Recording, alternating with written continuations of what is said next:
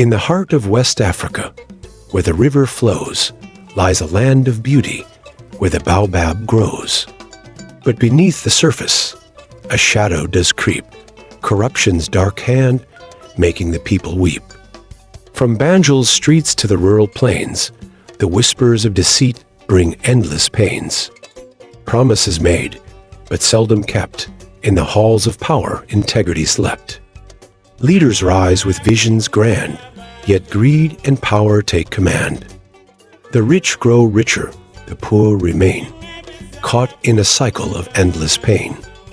Youths dying in the Mediterranean seas while on a journey for a new beginning because they lost faith in the system that was supposed to protect them.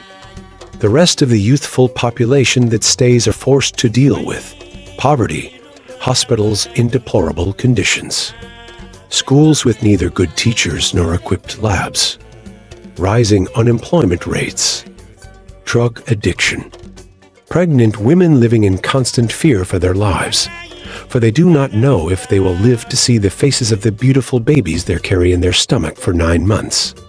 But in the hearts of the Gambian brave lies a spirit that corruption can't enslave. Voices rise, demanding change for a future that's just, fair, and rearranged.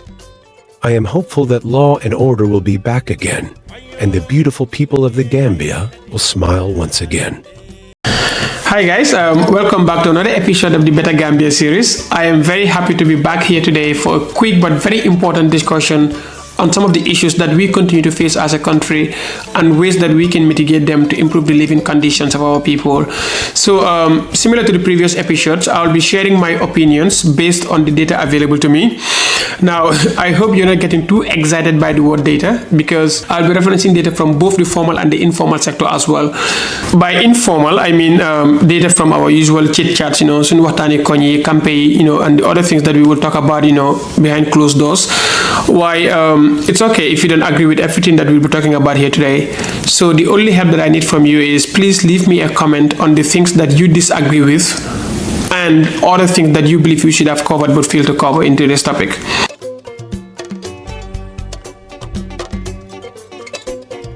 As already mentioned in the intro, it's not even a secret that we are struggling with a lot of different issues in the Gambia. From poor education system to poverty, poor healthcare system, poor sanitation, low salaries, increasing murder and theft cases, etc. and etc. I think it's just so hard to see even a single aspect of development that we are thriving as a nation. So to put things in perspective, just do a simple compare between Gambia and Senegal and see if there's anything that we are performing better than Senegal or that we are doing better than Senegal. Probably none, right? That is why a few weeks ago I was with friends, and one of the questions that I asked them was, if any of them happens to be the president of the Gambia, even for just 1 year, what would be the single most important thing that they will prioritize fixing, knowing that we have a lot of different issues in our country?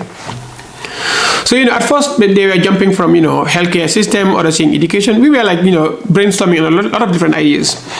But in the end, all of us, well, except that guy that never agrees with anybody on anything, we all believe that, all the major problems we face as a country tie down to one thing, which is corruption.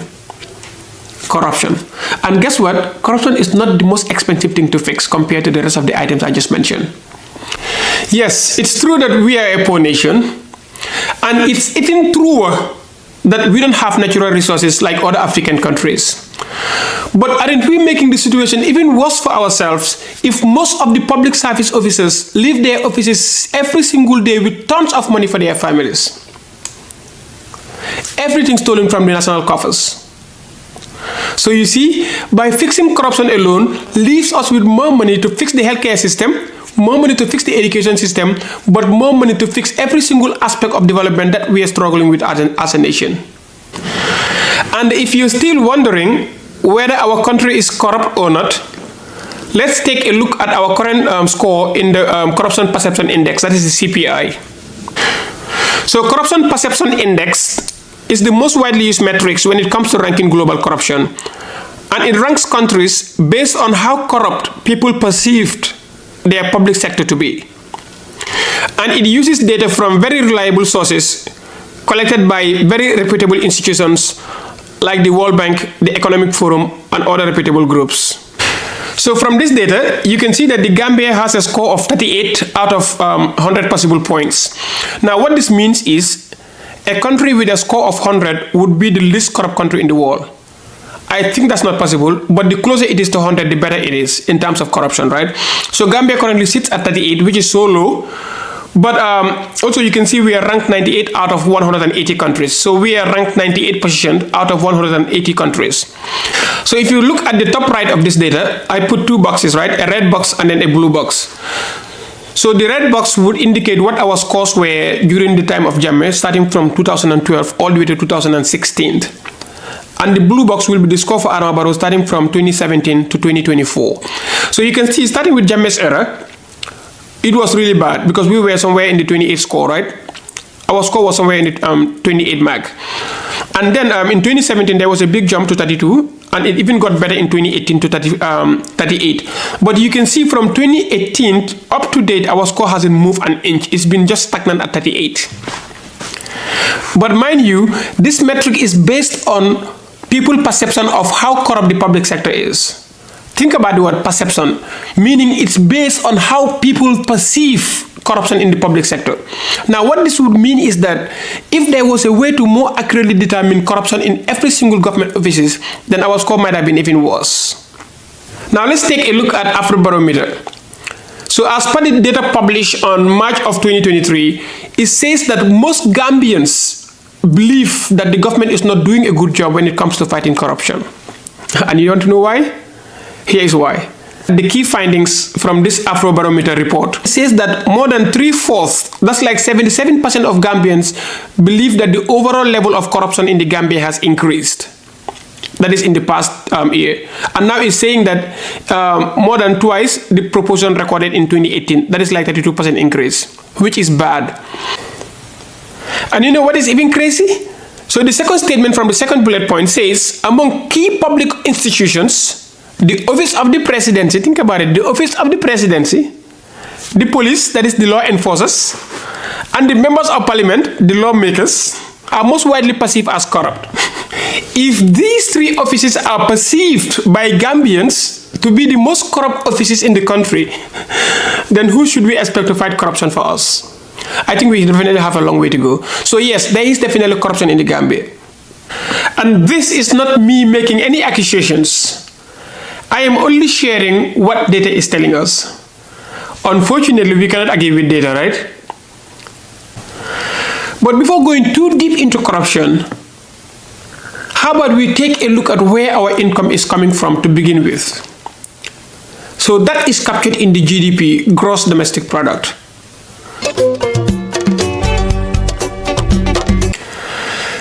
So gross domestic product is the total value of all the goods that we produced and the services that we provide within the borders of our country.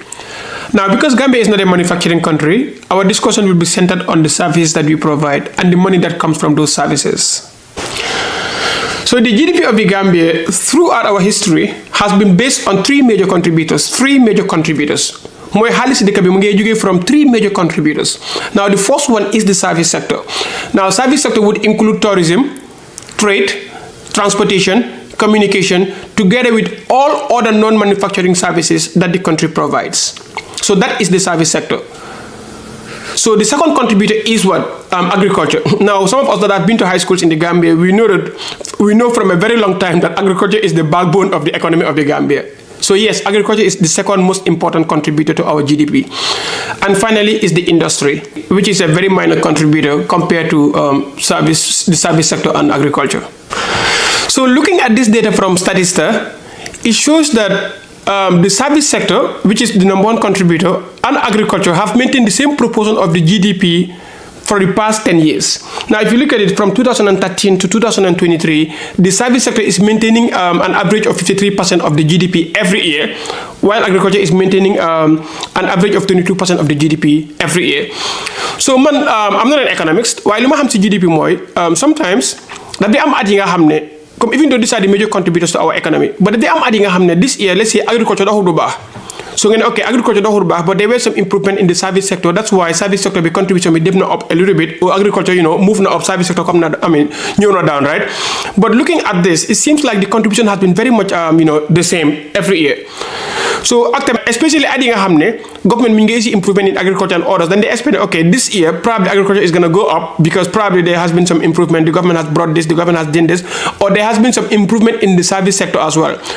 Why, if those improvements aren't even having any impact on the GDP, at least looking at this data from the past 10 years, and by the way, this is published by Statista, it's a very reliable source, right? So if there isn't, if none of the changes that the government is doing on either agriculture or the service sector isn't moving, the proportion of the GDP, then we have all the right to start wondering, what are the impact of those changes to our economy? So here is how our GDP has been trending since independence. Let's take a look. So this is a very useful site. It is from the World Bank Group. If you guys need the link, please let me know in the comment section. So it's a very useful site for looking at GDPs of different countries all over the world. So this is showing us the GDP of the whole world. When they started getting this data in 1960, at the time, the GDP of the whole world was $1.37 trillion. Now, fast forward to 2023, the world currently sits on a GDP of $106 trillion. That's a big growth, right? So it's a very useful site, and you can look for GDPs of individual countries. In this case, I'm going to type the Gambia. So this is the GDP of the Gambia. When they started getting this data in 1966 for Gambia, our GDP was $44 million, right? Then the growth was a bit slow, and we were still in the millions until in 2006. That was the first time that the Gambia's GDP got to $1.05 billion. Now, $1.05 billion in 2006, the first time ever Gambia is hitting a GDP of $1 billion. Now, if you look at 2023, which is like 17 years after the first time we hit $1 billion, our GDP has just barely doubled in size. It was initially 1.06, now we are 2.4, right? So let's now take a look at the GDP of Senegal. In 1960, they were already hitting $1 billion, right? So similar to that of Gambia, it was also a slow growth until in maybe around 2000. It was a slow growth until around 1980s. That was when it started picking. But one thing that I want you to pay attention to here is, if you look at 2000, the year 2000, that was Senegal's GDP was already at $6 billion in the year 2000. The GDP of Senegal in 2000 was already $6 billion, right? Now, between then and 2023, a gap of 23 years, the GDP has increased from $6 billion to $30 billion. Now, comparing Gambia to Senegal, so looking at the two GDPs between Gambia and Senegal, you can see that at first, when they started collecting the data for Gambia and Senegal, that was in the early 1960s, even to late 1970s, the two GDPs were not very far apart. And the growth trajectories were very similar. They were all pretty flat. Gambia was at 44 million and Senegal was already at 1.25 billion. But for some reason, Senegal started doing something right, and their GDP started taking a very steep upward movement versus the Gambia, which maintained a very flat growth during this time. Now, I know this is not definitely an apple-to-apple comparison because Senegal is a much bigger country. Their service sector is much bigger. And on top of that, they also have more resources than the Gambia, which are things that I already understand. Now, I'm sure the economists will probably have a better explanation to this. But looking at the two GDPs, it feels like everything was very similar in the early 1960s, all the way to late 1970s. But everything started being very different. Now we are very far apart. And guess what? You don't want to know what the GDP of Senegal will be in the next 5 years, now that they already have petroleum in the mix.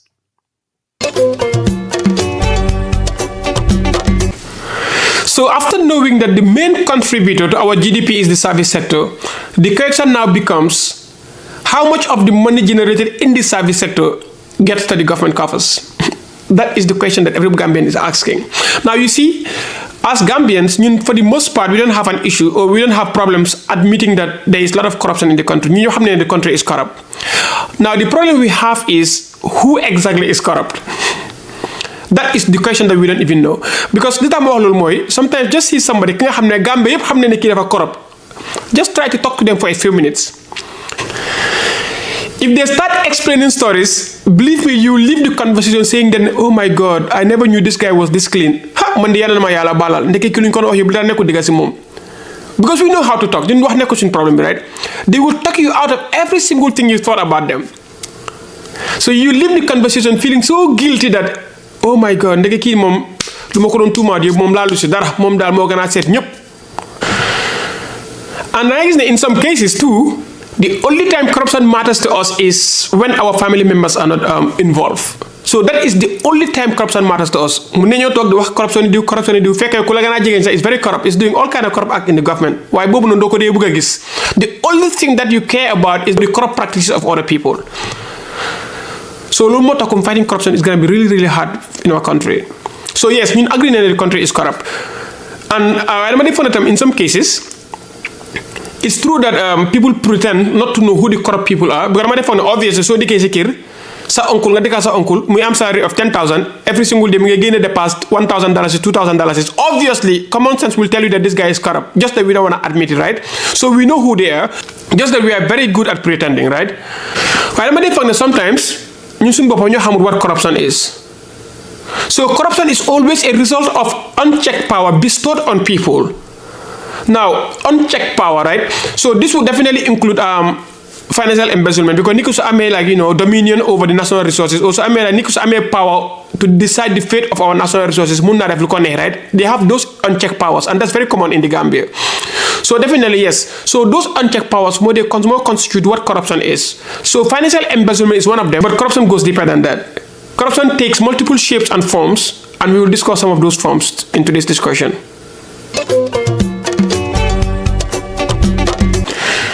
So starting with financial corruption, this is the most common one, and I guess we all know what financial corruption is, right? Because for the most part, when we talk about the corrupt activities of other people, we are mostly like, he has different plots of lands, he is changing cars every year. So we know those are financial corruption because right? So now I'm gonna be referring to the informal sector. The government will never tell us, but we know that this is happening, right? Now an example of this would be, for instance, somebody working at ports. Now these clearing agents, now like I said before, the government is never gonna give us a report on this. Probably they don't even know, right? So more sometimes they blame the government. I mean, it's true that we have the right to blame them. Including to fight corruption. So these clearing agents, now imagine some of them every single day with nothing less than $30,000 in their pockets. I might be even underreporting, depending on right? But we know that is happening, right? Now obviously, so the case is Niki clearing agent, right? So you know them for a very, very long time. They started working at ports. They are clearing agents. Within 2 years, you see the structures they are building, the number of land that they are purchasing. Obviously, you know that these people are corrupt. Why to us that doesn't matter, right? So obviously that's one example of financial corruption.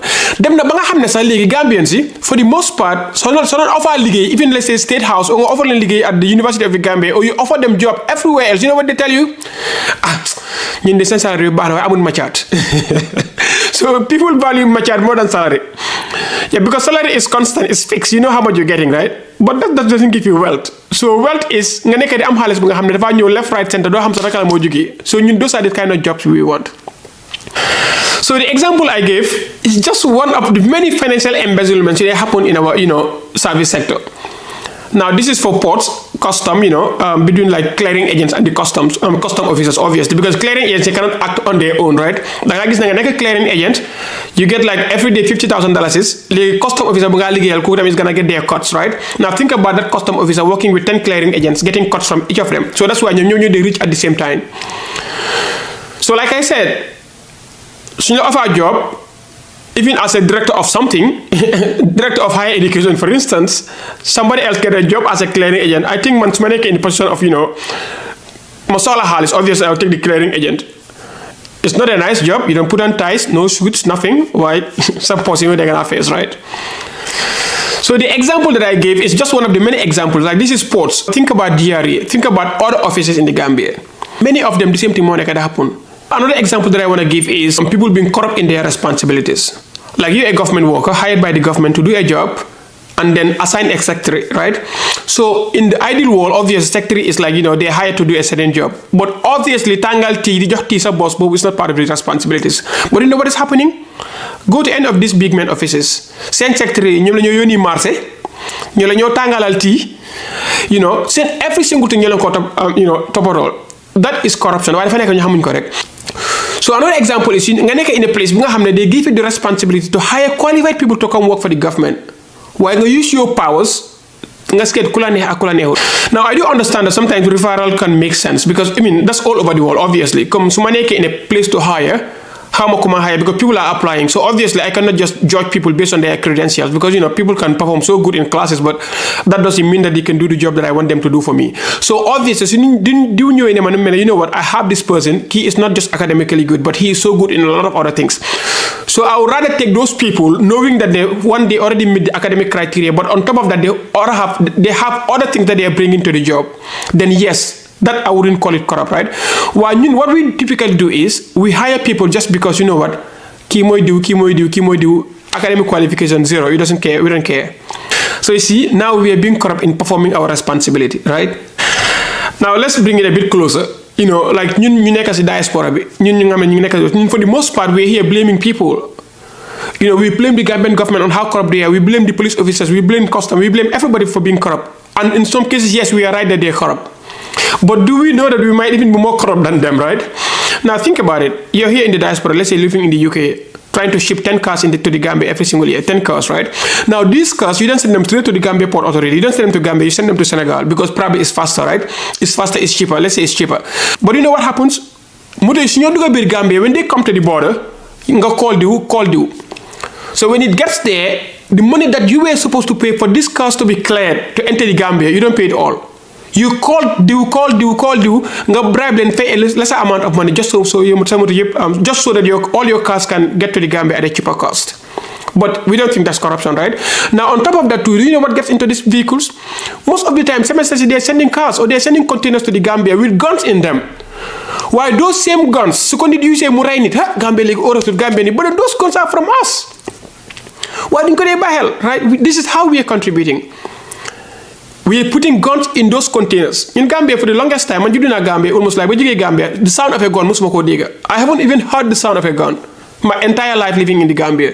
Oh, actually, I think the only time I heard about it was when the rebels came to Farafenni in, I think it was in 96. That was like Mbalo Kante and the rest. So people from Farafenni will definitely remember the story.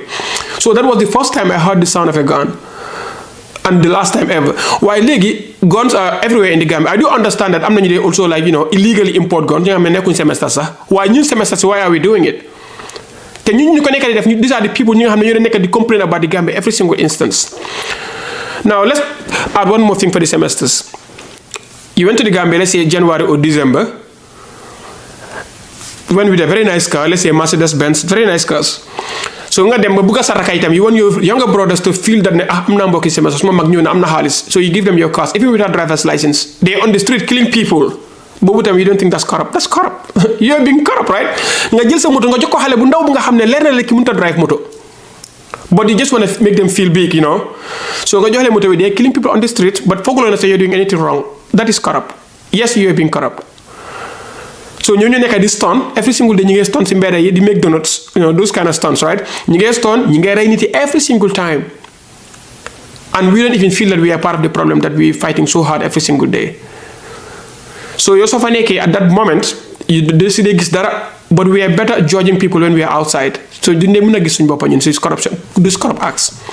So now another thing is also, like I said, for the most part, corruption only matters to us when we are not direct beneficiaries. Let's say police officer saraka nekk di jaay drugs mbéda bi or nekk di jaay tay ci mbéda bi police yi téko.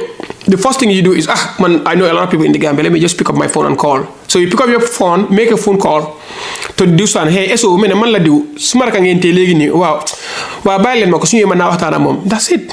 So they can rot in jail, nobody cares. But because it's somebody that you know, that guy is not gonna spend even a day in the jail. No, because they don't deserve to be there. It's always the next person that deserves to be there. Yes, jail never put some work. It's always for the other people. People can also be politically corrupt. No, then I guess okay, the constitution gave me the power, I'm within my rights, under the 1997 Constitution, 2003 Constitution, whatever you want to call it. Now, that's true. You're within your rights. But that Constitution is man-made. Now, these politicians, they have so much power, especially in Gambia. Like if you look at the member of parliament, like our lawmakers, so most of them don't know any better when it comes to making laws. Things are definitely changing, but for the longest time, Gambians, MPs mainly, didn't care about Kanentana. You're the MP. That's it. Now you're representing a whole region in making the laws of the country. So you see, politicians, you can use those people to manipulate the laws in their favors. That's political corruption, right? You manipulate the law such that the law will allow you to have a per diem of every single travel. $1 million to $200,000. Yup, it's all legal within the frame of the Constitution. But is that a good law? Obviously, it's only bad MPs the extent to which some of their decisions can go. Approval so as the leader, outsmart the whole nation, bring a law to your favor. Now the country is going to operate on that law for God knows how long. And during that time, you loot every single thing legally because it's in the Constitution. It's in the Constitution, right? Every single year, budget increase, budget this, budget whatever. So those are all like political and politically corrupt activities. So yes, so within the frame of the laws, yes, it's the right. You have the right to do that. But that's not right. Your conscience will tell you this is not right. Then finally is the moral corruption. So when they are morally corrupt, because at that point when people are morally corrupt, they're not even careful of their activities. They can go ahead and do whatever they can do. Because at that point they're just acting on whims. We can call them the shame. But do you know where corruption gets even more interesting? Now, here's a very funny example. So, let's say GRA or Sumagai, let's say a clearing agent at ports. Very big house, a mansion with very beautiful cars in it. So somebody, somebody scale your fence one night because I have 5 CCTV camera. You have the money, yes. So I'm going to CCTV camera. I'm got 10 watchman. I'm got everything. So I'm these drug problems. You $300 or something because they're in the mood to get intoxicated. You scale the fence. Now this is by no means me justifying Sacha. Sacha is always bad, but I'm just saying, Musacha sa fence. Sacha lundo, numo Sacha nga tiko. Koko that day, the story of that poor guy is gonna go to Facebook, particularly what's on Gambia, is gonna go to all the different media houses. And you know what the comment is gonna be? Ha, dika bi mo bari Sacha legi. Hale nangu te ligay, hale nangu te li. Wow, yow mom ya nga ligay. Wow, ya nga ligay sare. Because Sacha nga beta ba etas, right? Sacha nga beta ba lu nit mëna ñu duga pour Sacha. So you see, so holu ñu sun community bi. Sacha yu ndaw yi, man at least mo bobu musuma gis Sacha bu nga xamne amna xaliss. Sacha yi nga gis ci mbéda yépp ñu saccantu pour ponori ak whatever. You such $300, $500, and again, I'm not even trying to justify anything that they're doing. Well, at least saying Sacha is mainly like just put to jealousy. Most of the in the process they can be very violent because these drug addicts. Why yo mga xamne Sacha nga be tabax yo sa boss doko de musa wax. It's always about koñ bi dafa bari Sacha. Sometimes I'm like, come on, ñu suñ baba what are we? Yes, dëgg la ñoom Sacha leen wa ñun nak lan leen kër bu nga tabax ni kër lan la.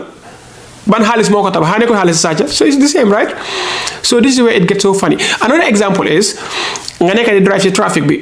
Then a police officer stop you, let's say a speeding ticket or something, mu stop la. And the next minute you're like, suma waji harama jox la li nga balal ma. Or police officer mu téy sa dom because amul license. So nga nako harama jox la li pour ma bayila. So you give them money just so that they don't make anything out of that. Wow, it's true that the police officer is corrupt for accepting the bribe. Wow, you mu ko nek the bribe. How about you? Are you any better?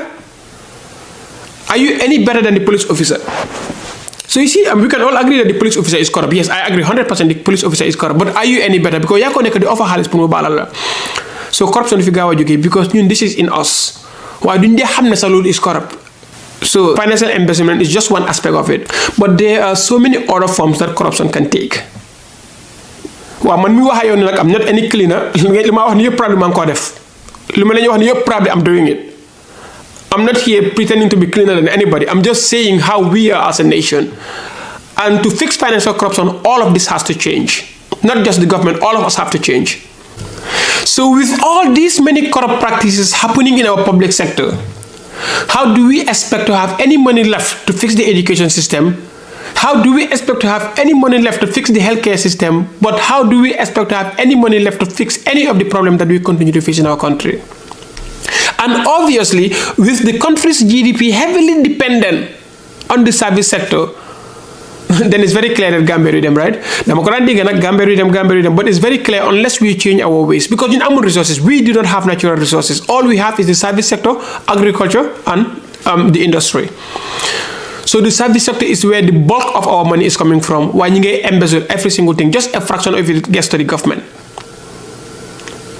So the government definitely has to change their ways, but meantime, as people or as Gambians, a lot to change. But yes, here I just want to shift the discussion a little bit. For the most part, whenever we talk about corruption, our focus is mainly on the corrupt officials and the money they're looting for their families, right? For the most part, we don't think about the silent voices. Ñi nga xamne ñoo nekk di suffer the consequences more than anybody else. Yes, so we mostly talk about the corrupt officials, how much they're getting, the houses that they're building, which is our right to do so. But are we also thinking about the other people through the action of these corrupt people? They're there every single day because of lack of medication. They're there every single day because of, send drugs, or they're like suffering every single day because they cannot even go to any hospital because all the hospitals are not equipped at all. Corruption kills.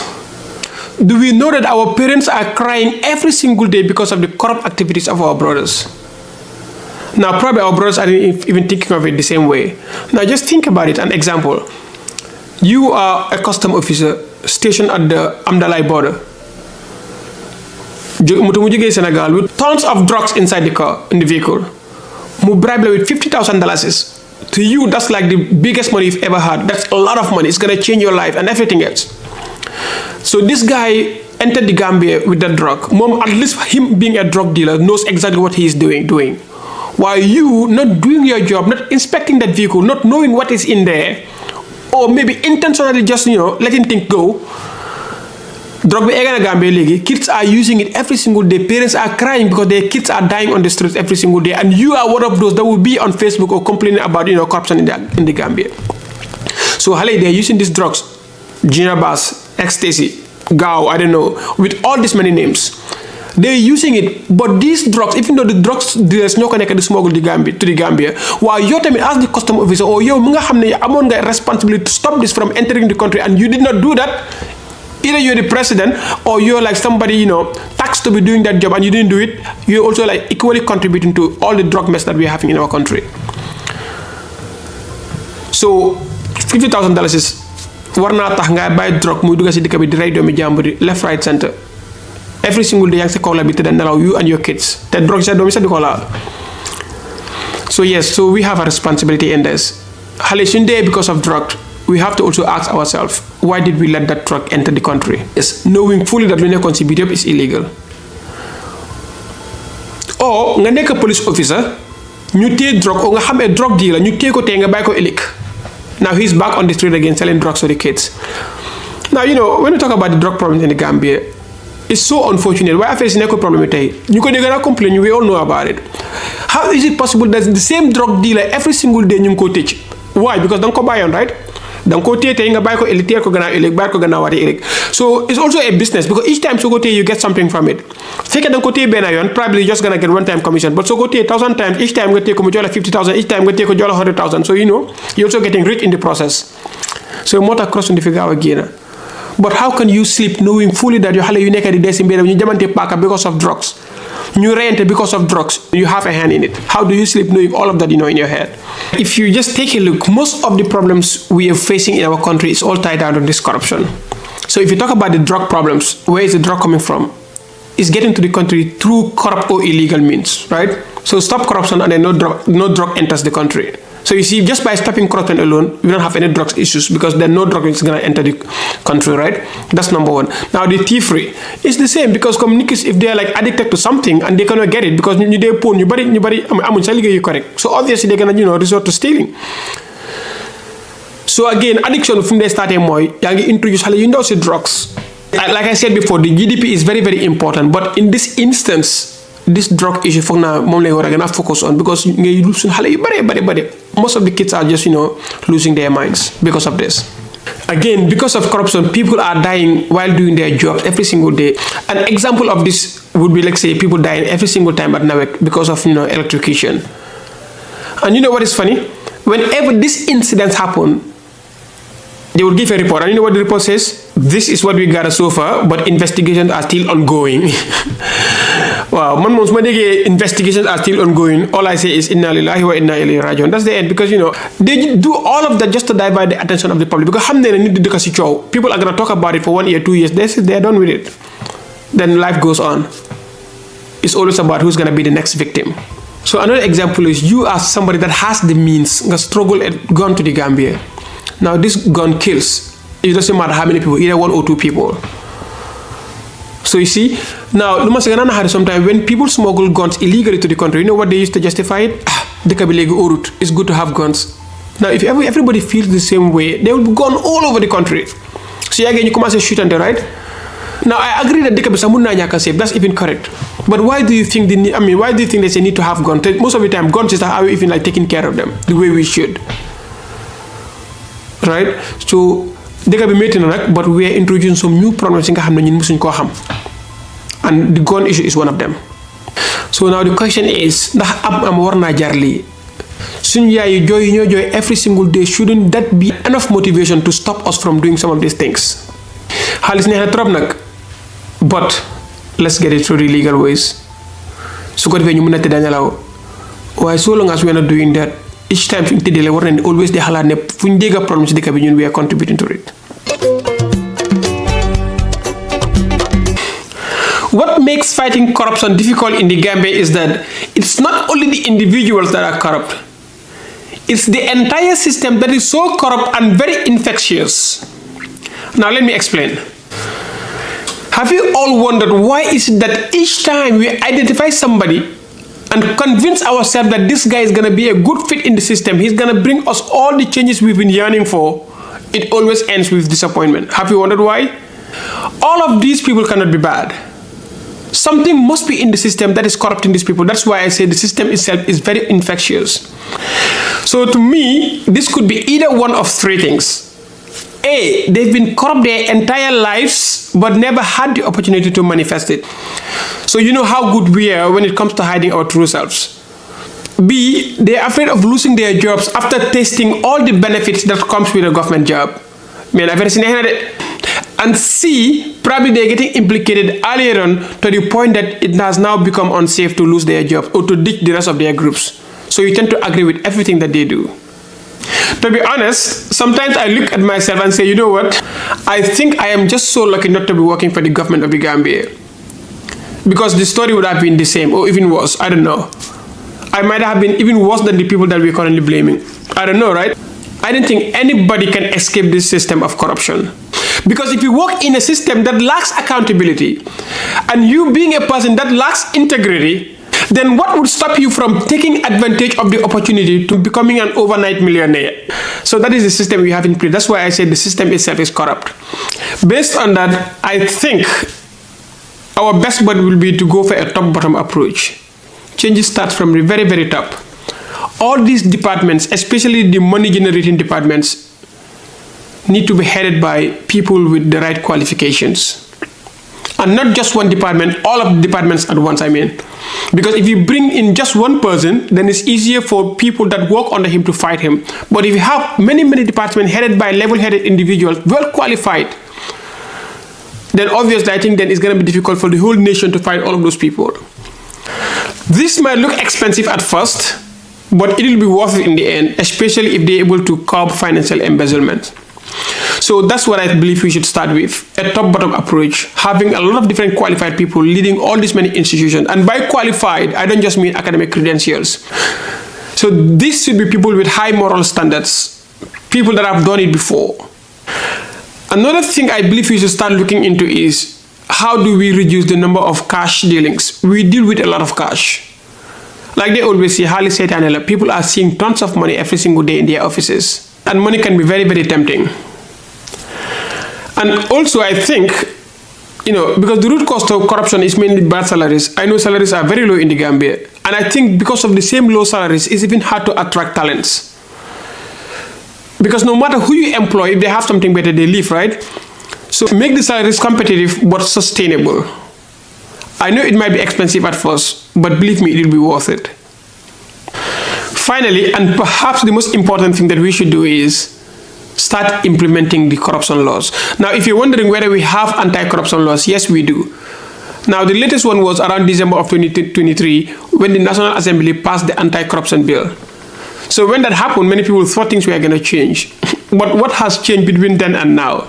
So you see, we don't have a problem when it comes to creating laws. Our people are experts in that. Believe me, they even like it because that's when they get a lot of per diems. They are paid for all of those workshops. Thousands and millions of dollars or dollars. Everything goes into those workshops. So they came into these beautifully crafted laws which never get implemented. So in the end, it just becomes laws on papers. So China also had a lot of corruption issues with laws that were never enforced and things were getting from bad to worse. Now in 2012, when they were ready to change, they changed. Because at first, when they came up with the idea that, this time we have a law that we're going to enforce, at first people were like, this is just going to be another anti-corruption law that is never going to get enforced. But they were wrong, because this time what they did was they empowered their investigators together with the community to be able to investigate everybody at different levels of the government. But they also empowered the community such that anybody can just pick up a phone and call somebody and say, I suspect this guy is corrupt. And give your reasons. Now, if this was in a situation, for instance, in Gambia, I can pick up a call and say, hey, I live in Manjai. There's a guy right next to us. He works for the government in this capacity. But within 3 years of being in the government, the guy has been doing a lot of different things. Can you please investigate him? That is not you snitching on your people. It is you being loyal to your country and your resources. So you see, fighting corruption is hard. It takes a lot of sacrifices. But until this gets fixed, we will remain stuck as a nation. I just showed you the GDP of Gambia and Senegal, how they were very similar in the 1960s and 70s, and how we are very far apart recently. So as part of our responsibilities as patriotic citizens of the Gambia is to remain loyal to our country. I know the system is bad. I know there's a lot of different corrupt activities going on in our country, but we shouldn't be carried away. We should remain steadfast to make sure that we make the Gambia better for the generations to come. I have hope in you, and I believe that all of us will now start taking responsibilities, knowing that the country depends on the service sector, and it is us and our brothers that work in the service sector. Once again, thank you so much. I know the discussion went a bit longer than I wanted, and I really apologize for that, but I hope to see you all again soon. Thank you.